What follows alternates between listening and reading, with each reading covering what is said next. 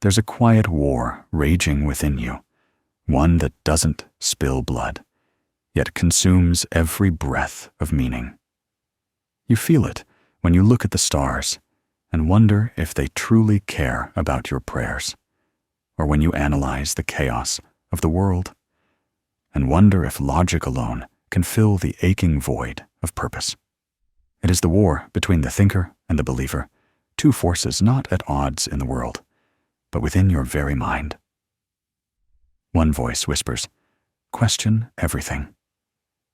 The other commands, "Surrender and trust." And so, you stand in the middle between the sacred and the skeptical, between doubt and devotion. You are torn between two worlds that promise truth but deliver only fragments. Philosophers build cathedrals of logic, brick by brick, yet even their most elegant structures collapse under the weight of unanswerable questions. Meanwhile, believers raise hands to the heavens, finding solace in the unseen, but at times they drown in the silence that follows their prayers. Each side claims certainty, and yet both are haunted by an invisible twin. The thinker fears emptiness, the believer fears illusion. Can reason give meaning to a universe that may not care? Can faith hold weight in a world where everything can be explained, dissected, and reduced to atoms and equations? The tension between the two isn't new. It is as old as humanity itself. Every revolution, every sacred text, every philosophical manifesto carries the fingerprint of this eternal conflict. From Galileo's telescope to Nietzsche's pen, from the mystic's prayer to the scientist's experiment, it has always been the same battle. What is true, and what merely feels true? You might think this war is about religion versus science, faith versus evidence, soul versus reason. But that's only the surface. The real war happens in the silence between thoughts, when you ask yourself, what if both are wrong? What if the mind's hunger for logic and the soul's thirst for faith are two halves of the same hunger, the desperate longing to find meaning in the unbearable vastness of existence? You've seen it before, the skeptic who mocks the believer, only to kneel at the altar of his own intellect, the believer who condemns the skeptic, yet secretly trembles at the edges of his own doubt. Both are searching for certainty, but certainty is the mirage that keeps them wandering. And perhaps that's the most dangerous illusion of all that one must choose, that you are either rational or faithful, analytical or spiritual, scientific or sacred. But what if truth lives not in the choosing, but in the tension itself? What if meaning is born from the struggle, not the victory? There's a strange beauty in that thought that perhaps the war is not meant to be won, but understood. That thinking and believing are not enemies, but two languages through which the soul tries to translate infinity. But before you can see this clearly, you must first understand why the war exists at all. What ancient forces buried in the human psyche keep these two worlds forever at odds? For this conflict isn't merely intellectual, it's psychological, even primal. It shapes how you love, how you hope, how you live. And so, the real question begins to unfold. If thought and faith both claim to lead us to truth, why do they so often lead us into conflict? The answer lies deep in the architecture of the mind itself, where belief is born, and reason learns to doubt. The war between thinkers and believers doesn't start in the world. It starts in the human psyche. It begins the moment consciousness learns fear, the moment you realize that you exist, yet have no answer for why. This is where belief and reason are born. as twin responses to the same unbearable uncertainty. Carl Jung once wrote that the pendulum of the mind oscillates between sense and nonsense, not between right and wrong.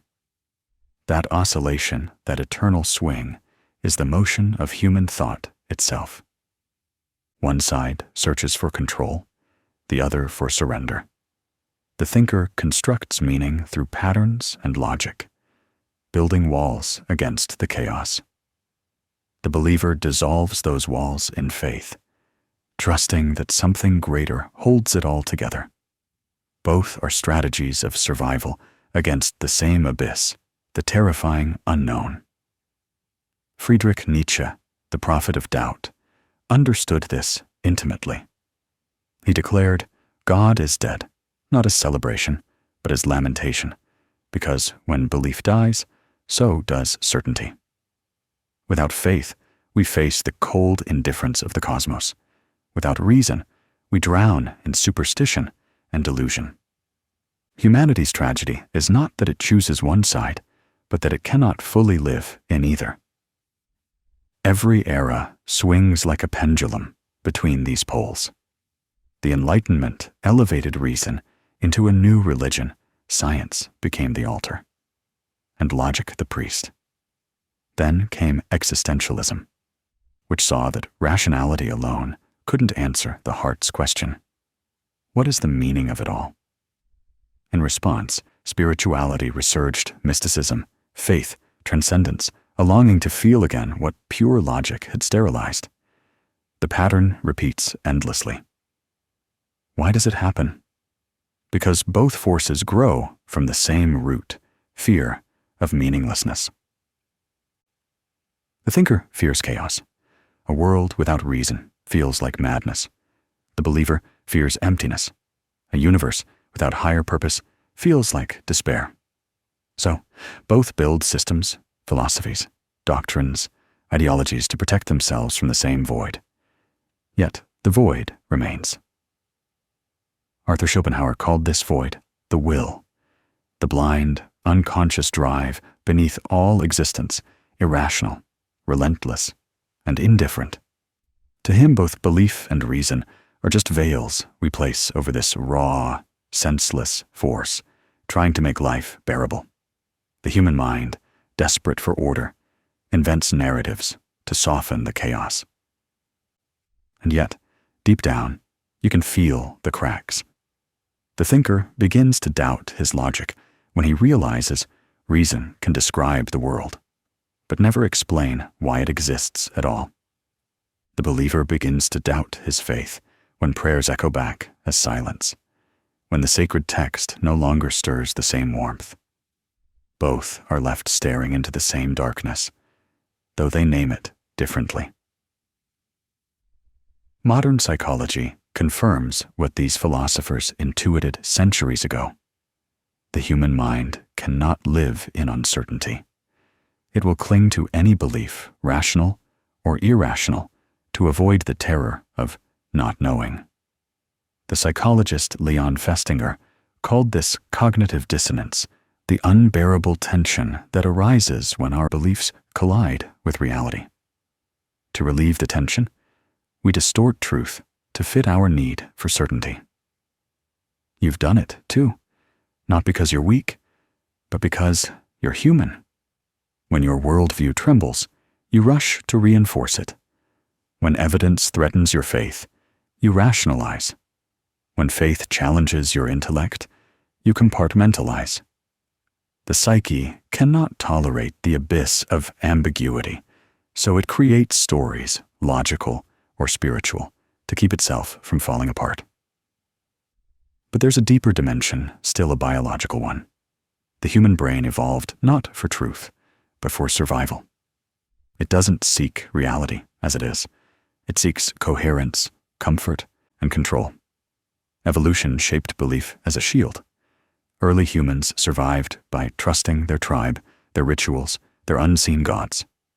To doubt was to isolate oneself, and isolation meant death. Meanwhile, reason evolved as a tool, a means to predict, manipulate, and dominate the environment. Belief kept us together.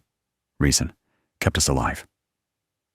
Now, centuries later, both forces still live inside you, ancient instincts dressed in modern clothes. The believer whispers, "Comfort. You are guided." The thinker whispers defiance. "You must understand." Both are trying to protect you from the same existential wound, the wound of being conscious in a world that offers no guarantees. And yet, here lies the hidden tragedy. The very tools we created to protect ourselves from uncertainty now imprison us in it. When belief becomes dogma, it kills curiosity. When reason becomes arrogance, it kills wonder. Both can blind us to the mystery that gave birth to them. The philosopher Soren Kierkegaard called this the sickness unto death, despair born not from suffering, but from the refusal to be whole. When we cling too tightly to either reason or faith, we fracture the self. The rational mind mocks the heart's longing. The faithful heart fears the mind's rebellion. We live divided, and in that division, meaning dissolves. You can feel that division every time you hesitate between trusting your intuition and analyzing your decision. Every time you question whether you are guided by destiny or randomness. Every time you pray for a sign, but analyze the probability of coincidence. This is not just a philosophical struggle. It is the battle for your inner unity. But here's the haunting truth. Most people never realize this conflict shapes their lives. They live as prisoners of unseen forces, believing they are choosing freely, when in fact, their thoughts and beliefs are merely the echoes of ancient fears. So before one can ever hope to make peace between the thinker and the believer, one must first confront the cost of this hidden war, the unseen ways it shapes our emotions, our relationships, and our civilization itself. Because when faith and reason turn against each other, it's not only the mind that suffers, it's the soul. The war between thinkers and believers doesn't just live inside your thoughts. It spills quietly into every part of modern life. You can see it in how people speak, what they defend, what they fear. You can feel it in the tone of every online argument, in the emptiness of every like and share. This war has become invisible because it hides behind ordinary things, opinions, identities, ideologies. Yet beneath them all, the same struggle rages logic against longing, control against surrender. And it's tearing us apart.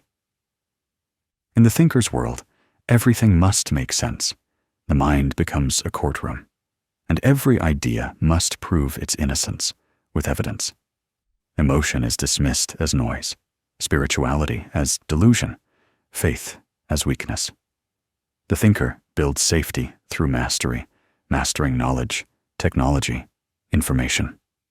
But beneath that mastery lies an ache, the gnawing suspicion that even if you understand how everything works, you may still have no idea why you exist at all. You see it in the faces of the hyper-rational, the engineers, the analysts, the skeptics. They construct perfect systems and precise explanations, yet find themselves haunted by a quiet loneliness that no logic can explain away. They have decoded the universe, but can't decode their own hearts. Their thoughts orbit meaning, but never touch it. And then there are the believers, the ones who trust unseen hands, who find solace in surrender. They say, there is purpose, even in suffering. They kneel before mystery and feel peace, but sometimes that peace comes at the price of blindness. When belief hardens into dogma, it no longer comforts, it controls. It demands obedience where there should be wonder. It punishes curiosity as arrogance. The believer, too, becomes a prisoner not of doubt, but of certainty. Both sides, unknowingly, mirror each other's despair. The thinker is chained by analysis, the believer by faith. The thinker fears being wrong, the believer fears being lost. One hides from feeling, the other from questioning. Both are ruled by fear, fear of meaninglessness, fear of being small in a vast and indifferent cosmos. But this inner battle doesn't stay personal. It infects entire cultures. You can see it in education, where curiosity is dissected into memorization, where imagination is starved by standardization. You can see it in politics, where belief becomes ideology, and ideology becomes a battlefield of certainties. You can see it in science, where progress becomes religion, and technology becomes the new God, promising salvation through data and design.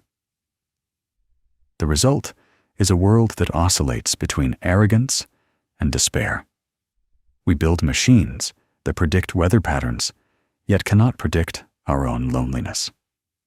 We speak of evolution while secretly yearning for transcendence. We scroll endlessly, surrounded by knowledge, yet starving for wisdom. The hidden consequence of this war is that it divides not only the mind, but humanity itself. The thinker and the believer are no longer two paths of understanding, they've become two tribes. And these tribes no longer talk. They shout, they mock, they build digital fortresses to protect their fragile certainties. They call each other names: blind, naive, soulless, deluded. But behind those words lies fear, the same fear both sides share, but dare not admit. What if the other side is right? That's the unspoken terror, because if the believer is right, then reason cannot save us. And if the thinker is right, then faith cannot comfort us. Either way, something we depend on must die. So we cling harder. We double down on certainty. We silence the dissonant voice that threatens our fragile peace. And in doing so, we lose something even greater, the capacity for awe. Awe is the middle ground, the sacred silence where reason and faith meet, where the mind bows, not in defeat, but in reverence. But awe has become rare. The modern mind, intoxicated by information, has forgotten how to kneel. The modern soul, weary from blind devotion, has forgotten how to think. We've traded mystery for answers and wonder for theories. We've replaced inner experience with outer validation. And yet, for all our progress, we remain haunted because deep down, the human spirit knows it cannot breathe in a world where mystery has been explained away.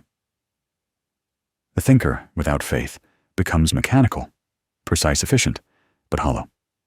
The believer without thought becomes static, peaceful, but blind. Both lose the living pulse of truth. And when that pulse fades, society follows. Our art becomes imitation, our conversations echo chambers, our relationships transactional. We stop listening to one another and to the still, fragile voice within. Nietzsche once warned that when you stare long enough into the abyss stares back. But in this age, we don't just stare into it, we scroll through it. The abyss has been digitized, made into content, stripped of its danger. We no longer tremble before mystery. We consume it in pixels. Yet, amid the noise, a few still feel it that ache behind the eyes, that silent yearning for something beyond data or doctrine. That yearning is the soul's rebellion, the whisper that says, there must be more. And that whisper marks the beginning of awakening. Because once you hear it, you cannot unhear it. It becomes the seed of revolt against the false gods of certainty, whether they wear the robe of religion or the lab coat of science. But rebellion doesn't mean rejecting either side. It means something far more radical: to integrate them, to reconcile the thinker and the believer. Because perhaps truth does not belong to one or the other. Perhaps truth is the bridge itself, the space between logic and love, between doubt and devotion. And it is on that bridge where the real revolution begins. To break free from this war between thinker and believer, you must first understand it is not a war meant to be won. It is a tension meant to be transformed. The rebellion begins not by choosing sides, but by dissolving the illusion that there ever were sides at all. For the longest time, you've been told that you must either believe or think, trust or question, surrender or analyze. But this division is not truth, it's conditioning. It's the residue of centuries of human fear carved into your psyche like invisible chains. Carl Jung once said, "Until you make the unconscious conscious, it will direct your life, and you will call it fate." The unconscious war between thought and faith is that hidden director shaping your choices, your emotions, your worldview. The first act of rebellion, then, is awareness. Notice the voice of the thinker within you, sharp, skeptical, endlessly asking, why? It is the mind's guardian, built to protect you from deception, to anchor you to what is measurable. Now notice the believer, the part that hungers for meaning, for beauty, for connection to something larger than yourself. It is the heart's guardian, built to keep you from despair. They are not enemies. They are twin organs of perception. The thinker gives form to your experience. The believer gives it depth. Without the thinker, you are blind. Without the believer, you're empty. But how do you live in harmony with both? The answer begins with humility. The humility to admit that you do not know, that neither logic nor faith can fully capture the mystery of existence. This isn't defeat, it's liberation. When you allow not knowing to exist, you create space for wonder to return. Viktor Frankl, who endured the horrors of concentration camps, found meaning not through belief alone, nor through reason alone, but through what he called the will to meaning. He realized that even when stripped of everything, freedom, dignity, certainty, one still has the power to choose how to face the unknown. That choice is the rebellion. Rebellion, in this sense, means to live with paradox, to breathe in uncertainty without suffocating, to let faith and reason coexist without one annihilating the other. It's the art of standing at the intersection of mystery and logic, and finding peace in the tension. You can start small. When faced with something you cannot explain, resist the urge to dismiss it as superstition. When confronted with something you cannot prove, resist the urge to idolize it. Instead, hold it. Let both voices speak, the thinker analyzing, the believer feeling, until their dialogue becomes understanding. This is not a passive act. It's a daily discipline, because the world rewards certainty, the loudest voices, the strongest opinions, the sharpest conclusions. But wisdom is born in the silence between extremes. It grows in those moments when you have the courage to say, I do not know, but I will listen. History's greatest minds lived in this space of tension. Leonardo da Vinci painted divinity into science. Rumi wrote logic into love. Albert Einstein, the paragon of rationality, once said, "The most beautiful experience we can have is the mysterious." These were not people who chose between faith and thought. They transcended the divide by recognizing that both spring from the same source, the human hunger to understand and to belong. breaking free requires a shift in how you see truth itself. Truth is not a possession. It's not a fixed point on a map you can claim or defend. It's a living process, a dialogue between the known and the unknown. The believer must learn to doubt with love. The thinker must learn to believe with curiosity. When the believer doubts, their faith becomes mature, no longer a crutch, but a compass. When the thinker believes, their reason becomes humane, no longer a weapon, but a bridge. But the rebellion doesn't stop in the mind. It must flow into how you live. To live as a free being, neither chained by blind belief nor trapped by sterile reason, you must learn to move through life as both scientist and mystic. Observe reality as it is, yet honor the unseen meaning that breathes through it. Seek evidence, but never forget wonder. Pursue logic, but stay open to transcendence. In practical terms, this means asking better questions. Instead of, "Is this true?" ask, "What truth does this reveal about me?" Instead of, "What should I believe?" ask, "What gives my life meaning?" The rebellion is not against knowledge or faith. It's against the laziness that makes us stop questioning once we feel comfortable. Nietzsche's dancing star is born from chaos, not from choosing one order over another, but by embracing the creative fire that emerges when opposites collide. The integration of thought and faith is that same fire. It burns away illusions and reveals the luminous paradox of being human, fragile yet eternal, rational yet mystical. To live this way is to reclaim your own consciousness from the cages of ideology, to refuse to be a disciple of certainty, to bow neither to the arrogance of the intellect nor the tyranny of belief. It is to walk through life with both microscope and prayer,